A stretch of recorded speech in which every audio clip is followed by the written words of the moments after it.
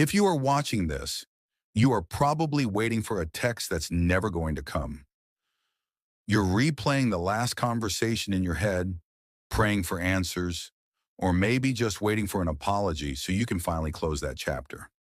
But here's the hard truth I had to learn. Waiting on them for closure is keeping you from waiting on God for your healing. Today I'm going to show you how to stop looking to a person for your peace and finally let God bind up your wounds, even if you never get that apology. If you are watching this, you are probably waiting for a text that's never going to come. You're replaying the last conversation in your head, praying for answers, or maybe just waiting for an apology so you can finally close that chapter. But here is the hard truth I had to learn. Waiting on them for closure is keeping you from waiting on God for your healing. Today I'm going to show you how to stop looking to a person for your peace and finally let God bind up your wounds, even if you never get that apology. We often think closure is something someone else gives us, like a key they hold in their pocket. But if you are waiting for an apology to heal, you have unknowingly handed them the keys to your peace. Here is the shift we need to make today. Their silence isn't a pause button on your life. Their silence is the answer. It's the sound of a door closing so that God can open a new one. Scripture tells us in Psalm 62, "For God alone my soul waits in silence." Notice it doesn't say we wait in confusion. We wait in trust. When people go silent, it feels like rejection. But sometimes God allows that silence to clear the air so you can finally hear his voice. You don't need their sorry to validate your pain.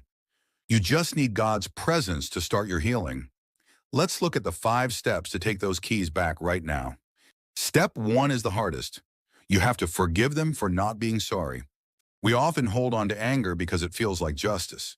We think, if I stay mad, they'll know they were wrong. But they aren't carrying that anger. You are. Forgiveness isn't saying what they did was okay. It's saying, I am no longer willing to carry the poison of your actions. Stop waiting for the mailman. The letter isn't coming.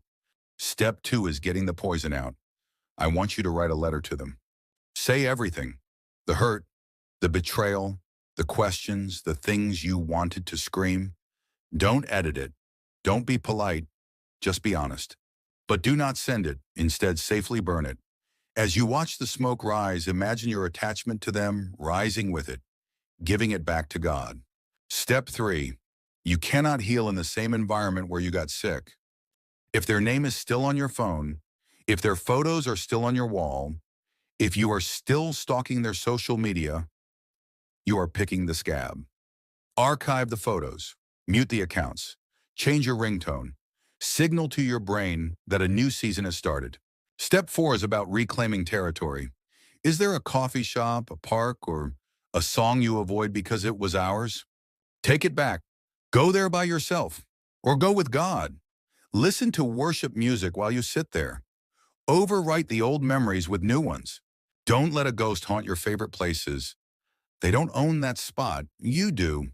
And finally, step 5, the best way to break a loop is to build a new line. Set a goal that has nothing to do with them. Learn a language. Train for a 5K. Start a ministry. Read the entire Bible in a year. When you focus on building the new you, you'll be surprised how quickly the old you, the one who needed their approval, fades away. If you are ready to stop waiting for an apology that isn't coming, I want you to comment just one word down below. Release. Let that be your first step today.